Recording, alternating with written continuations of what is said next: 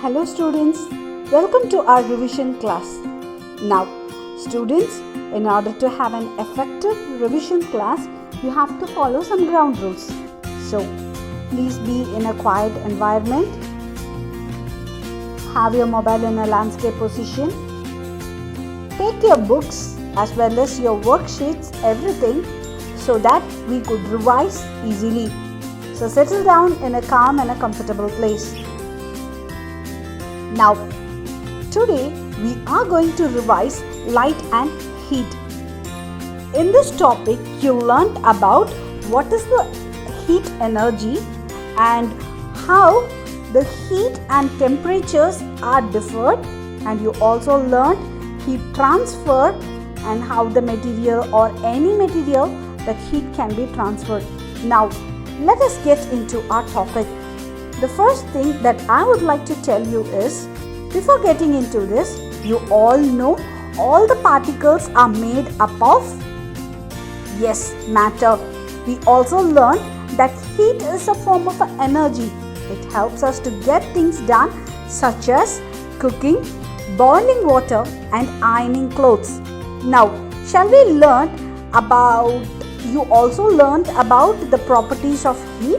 Now let us recap it. So, when the particles, as you all know, made up of, yes, matter, when the particles are continuously buzzing around their position, thus the energy possessed by this particle is called as heat energy. When an object is hot, its particles get excited and move about or move around. It is said to have high heat energy. When an object is cold, the particles are calmer and move around less. They are called or said to have less heat energy. Now, heat and temperature. When we talk about heat and temperature, first let me give you a small example. Consider you have 2 glasses of water. The A is filled with hot water and B is filled with warm water. The glass A feels hotter than B by touching or comparing the both water bottles. Can you tell me, so how the object is cold and object is in terms of the object is cold or hot, and how we are measuring in terms of the temperature?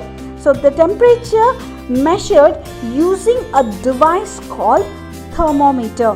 Can you get it? When you have a high fever, your mother would check your temperature by placing your temperature towards your body. Am I right, students? So that is called thermometer. When we have or when we test anything or any food materials, we can just place our hands or we can just gently touch them and see how the temperatures are, if it is warm or if it is hot. So, when we talk about heat transfer, what happens? Now let me give you a small example and let us start this topic.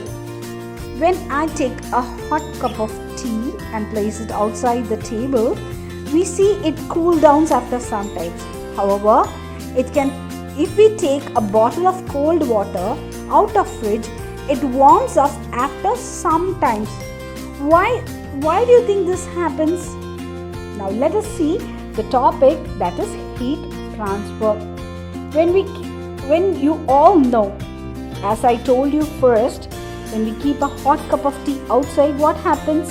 It cools down and sometimes the cup is hot while the air around is cooler compared to the hot cup. That is why the cup cools down as heat flows from hot tea into the cold air around. So, next example I told you, when we keep a cold bottle of water outside, what it happens? In the same way, we keep the cold bottle outside, what happens? It warms up after some times. Okay, it comes to normal after some times. That is because the bottle is cold and the wind around is warm when we compare to the bottle. So the bottle warms up and heat flows from the warm air around the cold bottle. So as you can see, thus We see heat always flows from hot object to cold object. In the example, we saw hot cup of tea cools down due to the transfer of heat from hot tea to the air around it. In the same way, cold bottle of water warms up due to the transfer of heat around the temperature of the room. So now let us see what happens when we keep a glass, hot milk around a cold water. Yes, it feels that what happens is the temperature is being transferred. Therefore, the heat flows from the glass of hot milk to the cold water and till the particles to move the milk and water at the same temperature. That is why both milk and water feels the same around after some time. So this is how the heat is transformed. Now when you transfer the heat, there are two types of it. One is direct heat transfer and another one is indirect heat transfer. As you can see, for example, let us take this pan. Try to touch the metal handle of an utensil when your mother is cooking. How it feels? When you touch the handle, it feels hot, does it? Why do you think the handle becomes hotter? When there is no direct heat given to it? Yes, it happens when the heat is transferred directly to the hotter part and cold part in the object involves an actual movement of the particle. This mode of heat transfer, wherein two objects are in direct contact with each other, are called direct heat transfer. This generally takes place in solids. For example, metal spoon kept in a hot pan gets heated due to the heat transfer from the hot coffee or hot cup of coffee to the spoon. This is the best example of the heat transfer from the hot pan. Next one, indirect heat transfer. In this mode, heat transfer between two objects are not in direct contact with each other. For example, a kettle is kept in the hot burner stove. What it happens? It almost tries to heat up the molecules inside the kettle. For example, is the best way of heating the milk in a pan. So we can always see the bonfire during the winter, right? Everyone around the bonfire feels warm and it helps the temperature keep warm and cozy.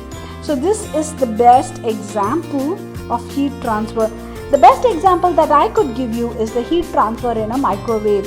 The wave particles hit the solids inside it and the transfer of heat is happening. The sun's energy also reaches the earth due to the indirect heat transfer. So this is the best example of indirect heat transfer and direct heat transfer. Now, so these are the substance.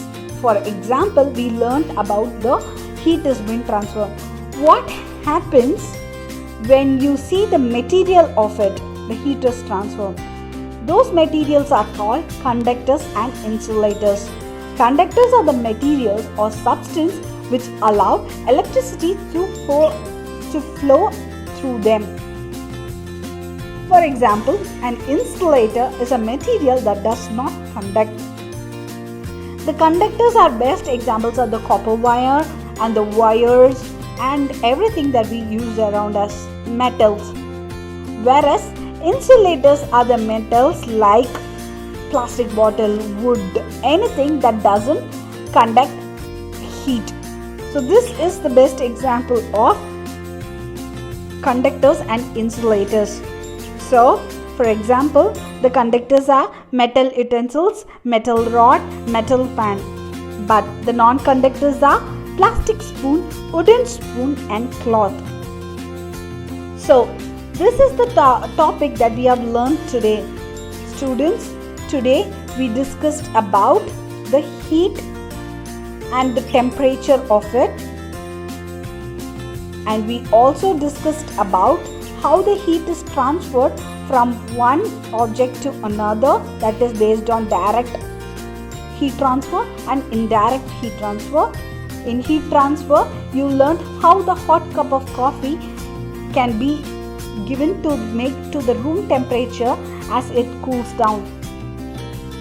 And you also learned about the materials that conduct heat and that does not conduct. So this is the best examples of conductors and insulators. For conductors are metal pan, metal rod, and the utensils that we use for cooking. And the non-conductors are wooden spoon, plastic spoon, cloth, and etc. So students, here our revision topics ends, and this will be your part 1 of revision. In your next class, you will be learning about light energy and electrical energy. So thank you students for watching this, and please be aware of completing all your worksheets. So thank you students.